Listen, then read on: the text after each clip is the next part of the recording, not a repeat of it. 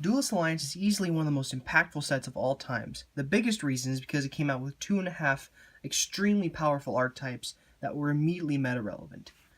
The two big ones were Teller Knights and Shaddolls. Shaddolls is the one I'll be focusing on today, but the other two decks, the Teller Knights and Burning Abyss, will get a profile down the road. The only reason I'm twisting this one now is because recently, El Shaddoll Construct, the main playmaker of the deck, recently came back to 1 on the ban list. Ever since I've been testing Construct at 1, the deck has gotten a lot more consistent for obvious reasons. Being able to dump a card for just absolutely free and getting any effect that you need at that moment is just super powerful. So, without further ado, let's get right into the deck list. For the main Shaddolls, you play 3 Beast. This one is probably the second most important, right next to El Shaddoll Squamata. Squamata basically being a Foolish Burial makes it to where it's any effect you need at that moment. Beast is the one you want to is one of the two you want to open. You'd rather open this because this is also this.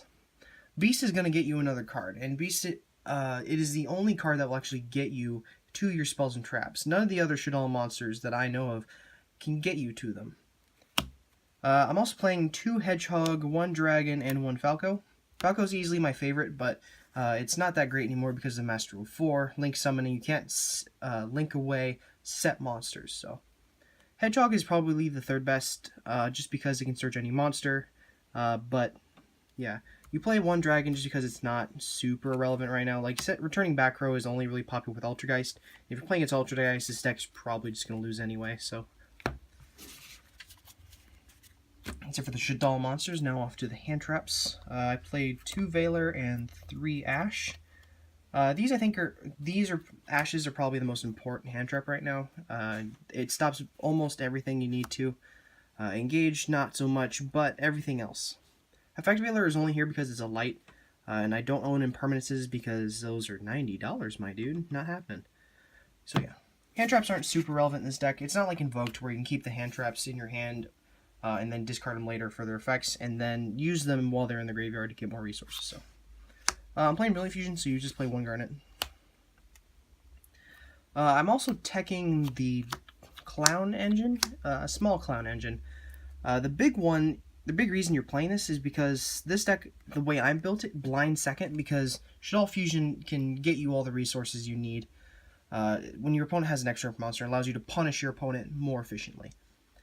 Dumping any light for Construct, specifically these two, you can either get a free summon or banish this to search your free summon, is pretty good. So I play those.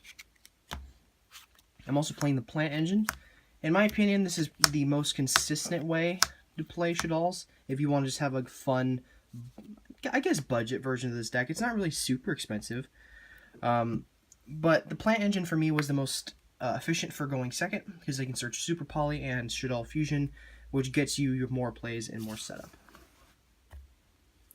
For the fusion spells, you play 3 Shaddoll Fusion, and I did 2 El Shaddoll Fusion just because I don't really want to draw into multiples of this. You don't want to draw into multiples of this either, but you'd rather open this over this. The best way to get this is to just dump it off of Shaddoll, or off Construct, and then discard it, or excuse me, link with it to get this back to your hand. So 1 Super Poly. This deck is so good with Super Poly. It can loop, or it can use its own. It can use your opponent's resources to start building a field, and all the Shaddoll monsters require an element, so almost all the requirements for them are going to be met when you use this. 1 Brilliant Fusion. It's at 1, but you can still search it, so it's still really playable. I'm playing blind second, and this deck loses hard to hand traps, so 3 Called by the Grave is usually pretty good. It's never really had any issues with me. Like, opening multiples of this is not really that bad, and if you go first, you can just set this and have a little bit of interruption. For the rest of the spells and the main deck, 1 Monster Reborn, 1 Foolish Burial, 1 Upstart. Foolish Burial is literally anything in the archetype that you want. You can search a monster, you can draw a card, you can dump a card, or another card. And a Monster Reborn does exactly what it does. It's extremely good. That's it for the main deck. It's kind of really staple, just plants and then Shaddolls with a little bit of hand traps mixed in. For the extra deck, 1 El Shaddoll Construct. I'm so glad this is back. I really like this card. I unfortunately did not get to play this deck much back in Duelist Alliance format. I was playing Burning Abyss back then, and by the time I was able to pick up the rest of the deck, Unfortunately, the ban list did, and this was banned, so I'm glad to see it back on one. One Greista. This one's actually semi-relevant now.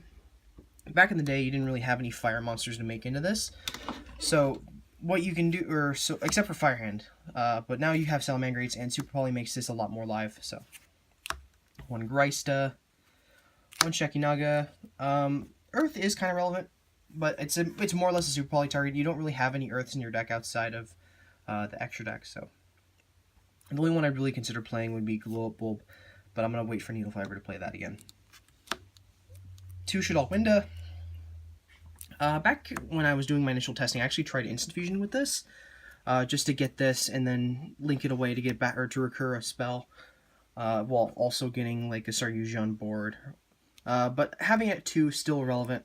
As of the moment, I'm citing the Instant Fusions for Thousand Eyes, which I'm still testing, like whether or not I like that or not. But until then, this is still pretty good at 2. Seraph Knight for the Brilliant Fusion, and then one Mud Dragon for the Super Poly.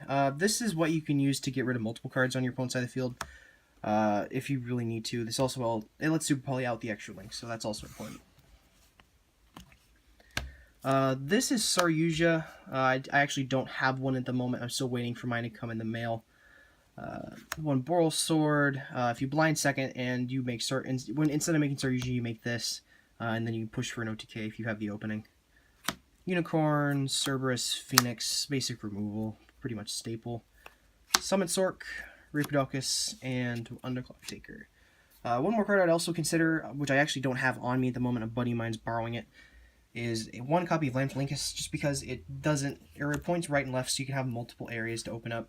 Allows you to make Saryuja or Boral Sword.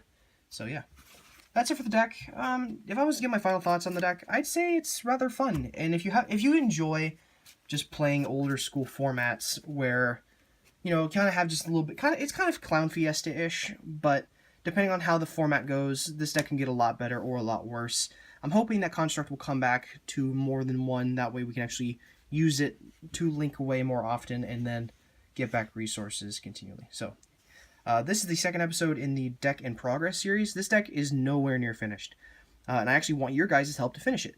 As of now, I'm playing Plants because it's the cheapest engine and is also, in my opinion, the most fun. I'm also going to test Thunder Dragons at some point, and Dinos after I get the pills. So yeah, if you guys have any suggestions what I should do, let me know. Thank you. Bye.